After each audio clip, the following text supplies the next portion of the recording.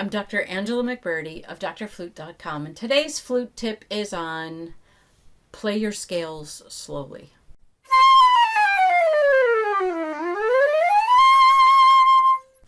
Now, I'm saying that a little bit tongue-in-cheek because we all need to have our scales going at a good clip, and scales are meant to help your fingers move faster and so that you can play those fast passages in your Mozart and your Bach and all your solos. I mean, they all use fast scale passages somewhere along the way.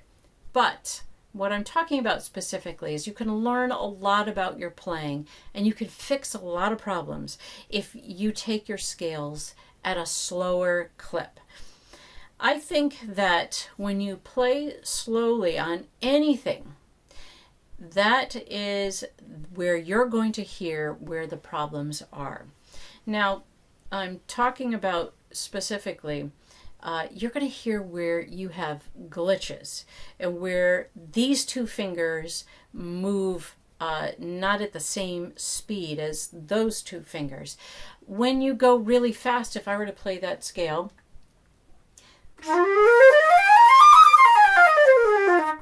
great, beautiful, that's fine. Okay, great, student, move on. But when I have them play with a metronome at a slower tempo, I can then hear what's going on in that scale, and they can too. So can I. So when I'm playing my scales, I don't always say, okay, I've got to push it faster and push it faster and push it faster, because I need to listen to my fingers. And just because my fingers moved really well 2 weeks ago does not mean they're moving really well today. There's lots of factors that go into all of our muscles, and I need to be training them all the time. I'm not just training them for a solo that I was to play maybe 2 weeks ago, and now I don't have to play that solo, but my fingers should still be there, right? But they're not. They're not still there. I have to still train them. So I want to listen.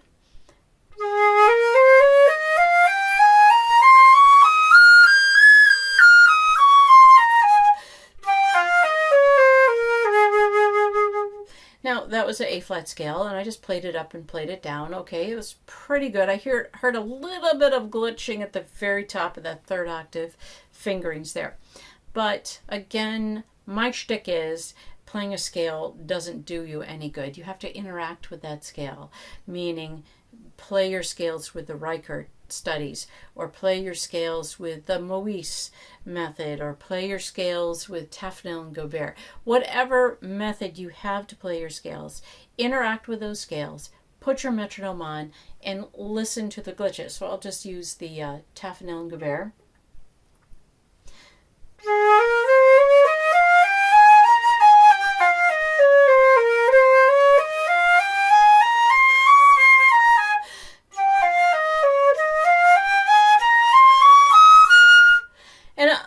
Can go all the way up. I'm not going to do that here for you right now, but I'm listening really carefully. Are my fingers dead on even? And I would definitely have the metronome on as I'm playing. Also, am I adjusting my embouchure as I go? Does my tone get thin as I get to the top?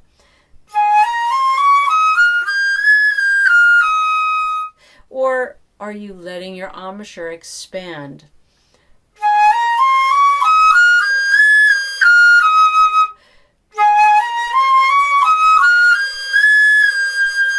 So that my A flat in my low register and my middle register and my third octave, do they all match in volume and weight and resonance? Or do I get bigger as I get to the bottom and smaller as I go to the top? All right.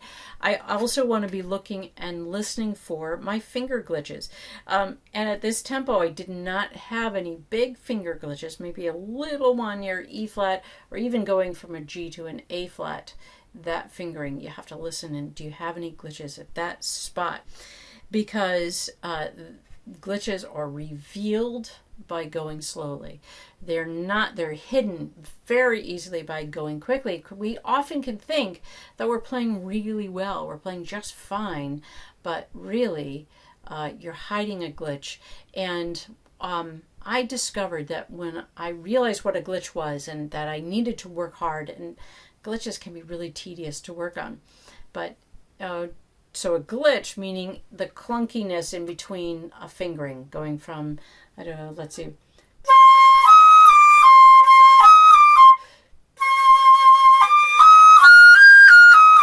It's a little bit of clunkiness in there if I'm not really thinking about it, but not all of our fingers go up or down at the same time. So the unevenness of a finger going down or coming up with a combination of another finger, that's a glitch. Okay, so it's a finger combination and it gives a little bit of a chunky noise in there. I call it clunks or chunks because the fingers didn't smoothly go. When you work on glitches, that's when your playing sounds effortless. So your runs will be effortless if you've worked on those glitches. Maybe you're working really hard, but to a listener, that's when you're going to sound effortless with those. So let's play with our scales slowly so that you can see the problems that happen and listen to the problems. You can work on your tone. You can hear uneven fingers as you're moving, and you can go a little bit faster and then correct those problems at a little bit faster and then a little bit faster. So you do work your way up to going faster, but starting slow reveals those problems. And maybe the tempo that you go at, you're going really slow, you don't really have any big problems. Okay, well, move it a little bit faster till you get to a tempo that you can still hear everything that's going on, but you're not so much that you're hiding the problem areas.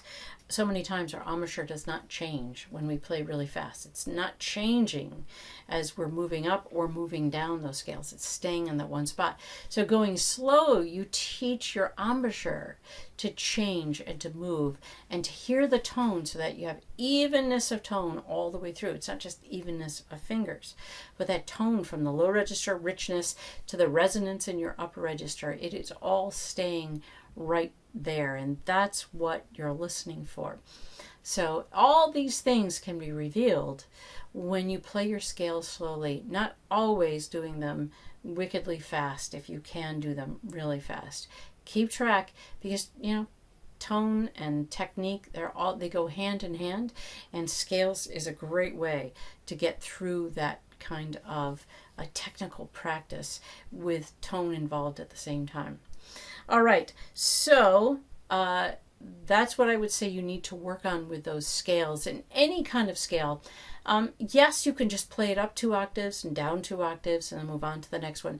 But playing some of the tone and technique exercises that have to do with scales in Jeffrey Gilbert and your Maurice, Tafnel Gobert, your Reichert, and there's others.